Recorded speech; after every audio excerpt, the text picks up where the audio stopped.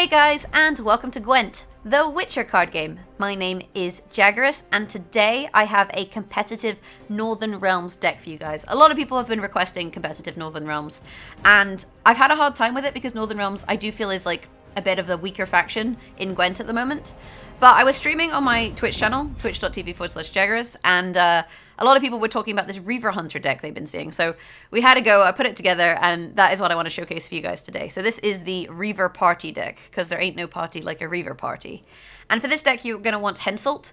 Henselt, when you play him, you summon all copies of a bronze ally, so a unit that you've already played, basically. You can use him to pull those out of your deck.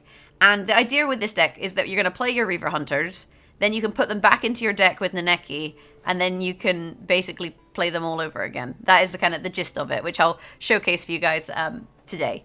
So in terms of our Reaver Hunters, I'm going to start with them because that is the kind of premise of this deck.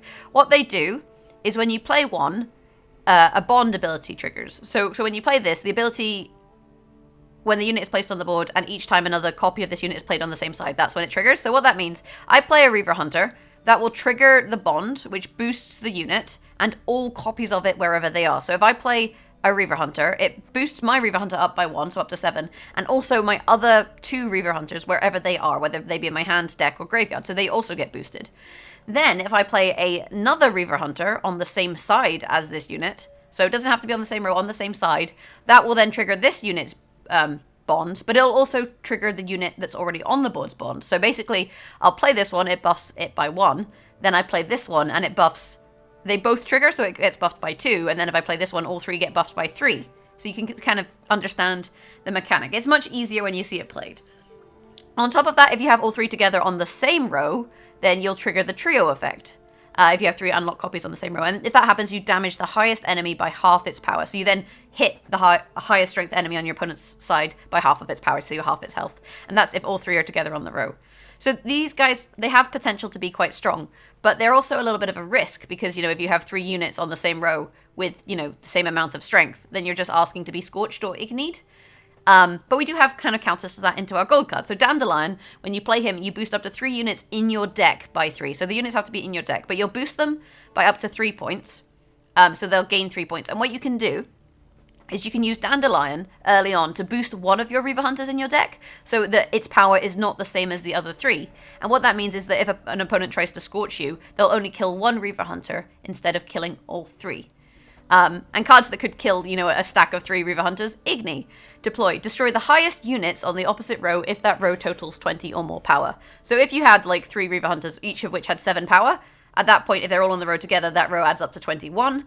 Your opponent could play Igni on the matching row, and that will destroy all 3 of them because they'd all have the same power. But if they don't have the same power, it will only destroy the strongest one. So that's Geralt Igni. I think this is the best legendary card in the game.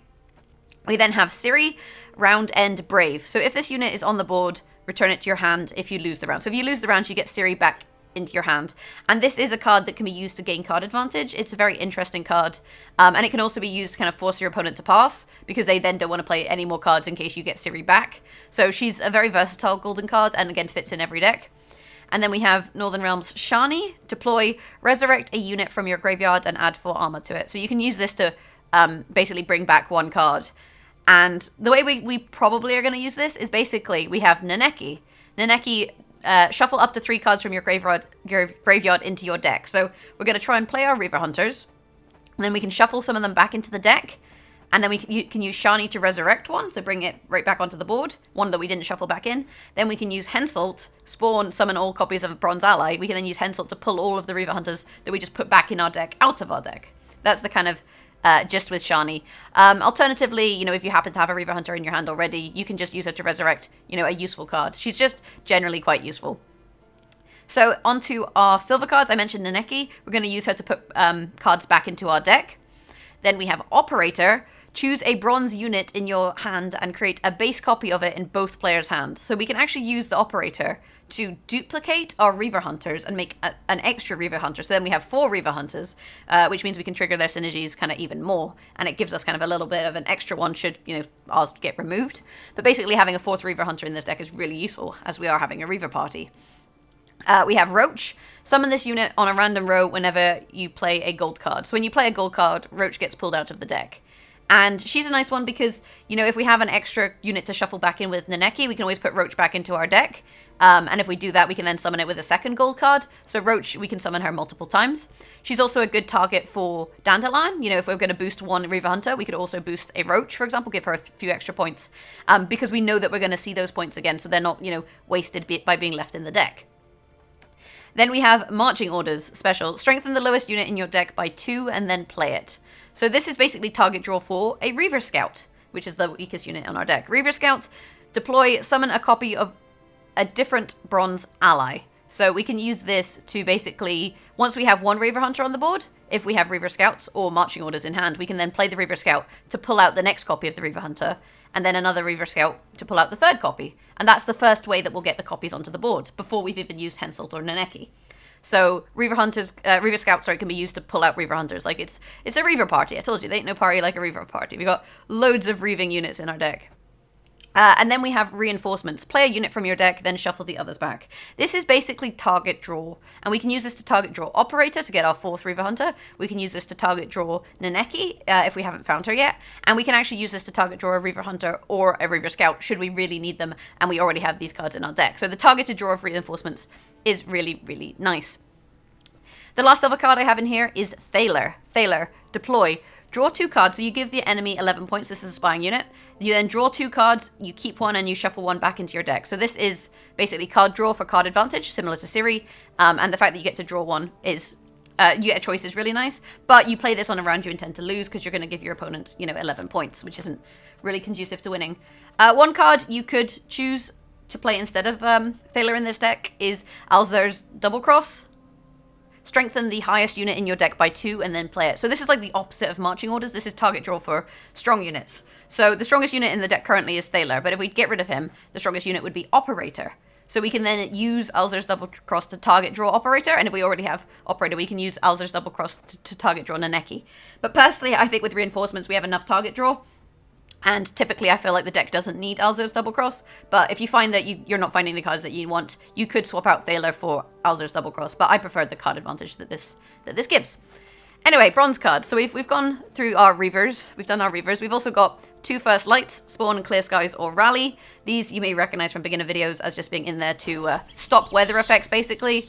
Because you can use them to spawn Clear Skies, which will remove all weather effects, or Rally, just to get a bronze card. So depending on what you're up against. And we've also got the 1 Blue Stripe Scout in here. This, you deploy it and it clears weather from the row. So this is, just an extra option for weather removal. You could run 3 First Lights if you like, but I like having the 1 Blue Stripe Scout in there just as an extra, because if weather seems to be a problem, we could always resurrect this if it happens to be in our graveyard, for example. So there are, a little bit more options there in terms of weather counterplay. Then we have the K20 Siege support. When you play a K20 Siege support, it boosts each ally by 1 when it appears on your side and adds 1 armor to it. If it's a machine, you boost by 2 and add 2 armor to it. And we're not using machines, we're just using units. So this, you play it out, and then every time you play a unit, that unit will get boosted by 1. So this is just, giving all of your units a little bit of extra strength. And this actually synergizes really nicely with our last unit, the Temerian Infantryman. So Temerian Infantryman, when you play him, it summons all copies of this unit. And a summon effect triggers, basically, it pulls units from your deck. So Spawn will basically create a new copy of a unit, but Summon pulls them from your deck. So this is just worth being aware of when you look at the cards. These aren't gonna make new infantrymen, but it will pull them from your deck. So you play 1 infantryman, and the other 2 get pulled straight out of your deck. So we can use this to thin our deck, which makes it, a bit easier to find our Reaver Hunters, for example. But also, if we have a K20 Siege support out, then as we play each of these, each one will get buffed, because we play 1, and it actually pulls 3, which means instead of buffing 1 card with your Siege support, you buff 3, so you get a little bit more value out of your Siege support too. But that's basically it with the deck. I hope this wasn't too confusing. It's much easier to understand if you see me play it, so without further ado, we are going to jump into a game. But if you've liked this deck, do hit that thumbs up button, and let me know what you feel about it in the comments below. If it's peace you desire, prepare for war. Men of Kedwen, attack! Okay, so we're up against Morvran, which means Nilfgaard Reveal. I like to keep 1 First Light in my hands just in case of Ragnarug. Ragnarug is a golden weather card that hits all of the rows. So if you have 1 First Light, I typically hold on to it just because it's quite common. We don't need our Blue Stripe Scout, so we can mulligan this. We have 1 Reaver Hunter, which is nice, but we would like to be able to get more. We have a Reaver Scout, which will allow us to draw a second Reaver Hunter, but ideally, you know, we want to get all 3 out. We have Nenneke and Operator, so we can get a third Reaver Hunter from that. I'm going to mulligan my first light, I think, and see what we get. Marching Orders. So Marching Orders will give us a Reaver Scout. I'm also going to mulligan, I think, 1 K20, just to see if I can find a Temerian Foot Soldier. We got Igni. I can kind of deal with that. You know, that's pretty nice. And I think what we're going to do here, to start with, is we're going to start off with Dandelion. So our opponent hasn't mulliganed well. They got the Imperial Golem. The Imperial Golem orders some of this unit, so when he plays his leader ability, it pulls the Imperial Golems out of his deck. The fact that he has them in his hand doesn't bode well. What we're going to do, though, here, we're going to pop out Dandelion. And now it asks us what we want to buff. So we're going to buff our Reaver Hunter. I'll buff one of my Temerian Infantrymen, because I'm likely to see them again. And I'm going to buff Roach. And this is typically the kind of 3 cards that I want to buff, because by doing this, I've basically made it so my Reaver Hunters all have different strength. And you can see that there that when I played the gold card, it then pulled the buff Roach. So we got 16 points on the board by doing that. Not all battles end in bloodshed. So there you can see what he plans to do with Orders. What Orders does is it reveals... it pulls units from the deck. So he played his leader, and that pulled the remaining 2 golems out of the deck. What we're going to do now, we're going to pop our Operator out. And we're going to duplicate our Reaver Hunter. So this will give us an extra Reaver Hunter. It gives him a Reaver Hunter, but because he doesn't have Reaver Hunter synergies, you know, he's not really going to benefit from this. And you can see he's just chosen to play his. So we'll pop one of these out. And we could go for stacking them in terms of putting all 3 on 1 row. But at the moment, he doesn't have one unit that's incredibly strong where the trio effect would be super useful. At the moment, the trio effect is only going to really give us potentially... what, 3-4 points, basically? So that's just worth being aware of here, that we're maybe not going to see as much of a benefit. The other thing we could have done this round is we could have played the K20 and started to buff these units, but I'm actually going to hold off on that until I find my Temerian Foot Soldiers. It's kind of up to you what you really want to do here, but I'm personally choosing to wait. So let's play the Reaver... Yeah, let's play the Reaver Scout. You one of us. You could play Marching Orders, but Reaver Scout works too. We'll pull one from the deck. And actually, I think I'm okay stacking the row because this is the one, obviously, that has different strength. But you'll notice there that they both gain 2 points because when I played this guy, it triggered his bond. And by playing him on the same side as this guy, it also triggered his bond. And bond boosts, you know, the Reaver Scouts by 1. So each time I'm playing a Reaver Scout, you know, I'm getting a lot of points on the board. And because they have asynchronous amounts of points, you know, we're relatively safe here from things like Scorches. So he's played Geralt. We are currently tied. This row is igniable, but I would only hit the 2 4s, which isn't that worthwhile. I could play Thaler and then igni it. That is an option, but for now, what I think we're going to do is we're going to just keep pulling out our Reaver Scouts in order to pull out our Reaver Hunters. So we'll get our 3rd one, pop him on the same row. That triggers, obviously, the trio effect. They all got buffed, you see, by 3 points that time, because now we've got 3 on the board, and that half the health of this Reaver Hunter. The halving wasn't that useful for us, but we still have a 15 and 2 12s here. We are 25 points ahead of him at this stage in the game, which is, you know, pretty decent. I strive above all to be just. Oh, and he's reset one of them. That's just rude. I mean, we can igni the 6, but, you know, it's not as useful. The problem here is that now that these all have the same strength, that's where you're, like, now you're a target. So he's kind of turned me into a target, which is, I think, quite worrisome for me. Because if he then burns them all, you know, we then are in a bit of a tricky point for this round. Unfortunately, there's not a lot we can choose to do. I mean, we can igni a 6, but I don't feel like that's particularly worthwhile. The alternative is we play Thaler, and then, you know, accept that we're giving him 11 points, which is kind of a big play. I think we'll play Thaler for now.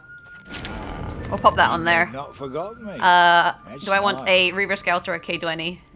I think I want a Reaver Scout because I have a K20, so we can use the Reaver Scout to pull the K20. If I see, I expect a Scorcher and Igni here, to be honest. That's, I think, what he's going for. And there it is. And that was kind of predictable. Unfortunately, it makes this round a little bit tricky for us. But the fact that we've got Nenneke means we can start, you know, putting those back into the deck. And just go for rounds 2 and 3 instead of round 1. But you can see there why I boosted the units. You can see that, you know, I was trying to keep them off having the same amount of points. At least we do know now that he's played his Scorch. But he could potentially still have an Igni. It is, like I say, a popular card. Okay, so we got 2 Temerian Infantrymen, so we're definitely mulliganing one of them. Playing one will summon all of them, so we may as well just get rid of one. And we actually got a Shani. We also have this 12 strength Reaver Hunter in our hand, which is really good, because it means if we go to play our Reaver Hunters again, then we basically won't have to, If anyone asks, we won't have to worry about them not having the same amount of points, which is quite good. Okay, so let's start with Mr. K20. Salutations. And then we can actually use the Reaver Scout to pull another K20. And then we can play the Temerian Infantryman. And that'll be the plan for this round. And then try and hold off on our Reaver Hunter strategy until the last round, basically. Because I don't want to shuffle my Reaver Hunters back into the deck this round. Because then I risk drawing them, basically. He's played Cantarella, so Cantarella is the Nilfgaard spying unit. You know, you saw me on the last round play my spying unit to gain a card. He's basically done the same thing on a round that I guess he intends to lose in order to try and catch up a little bit with his cards. So we'll play our Reaver Scout. I told you so, you idiot. Into our K20. We're going to put this on a different row. I don't want to stack a row too heavily. And you can see there, now we've got the two. They're going to start basically buffing every unit that we play. I think he's probably going to pass here. The fact that he played Cantarella means that he's likely to pass. But we can't pass until he does because he has a round on us. So if we pass now, he'd just play all of these cards and win round 2. So when you're one round down, you can't pass really until your opponent does. What this does mean is that we're not going to play our Temerian Infantryman this round, so they're not going to get the K20 benefit. But all in all, you know, it's not the end of the world. We could resurrect one with Shani, for example. There are different ways that we can play this. But most importantly, we are going to get our Nenneke effect, basically. This is actually nice. We can basically target draw any card that we want. I'm not sure what we would want to target draw. We more or less have everything that we need. I'm not going to mulligan here. I'm actually really happy with what I have in hand at the moment. So I think what we'll do, we'll Shani. It's war. Severed limbs, and blood, we'll resurrect a guts. K20. Because this just gives, you know, all of our plays a bit more power, basically. Which is nice.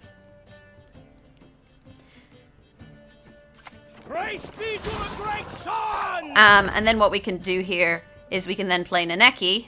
Are you wounded? Again. There she goes. And we're going to put our Reaver Hunters. 1, 2. And actually we'll put Roach back. Oh no, we've got 3. I was going to say we'll put Roach back, but we actually have 3 Reaver Hunters because I operated one. So we'll put all of them back. But what we could have done is put Roach back into the deck and then drawn her with Geralt if we hadn't managed to operate her a Reaver Hunter.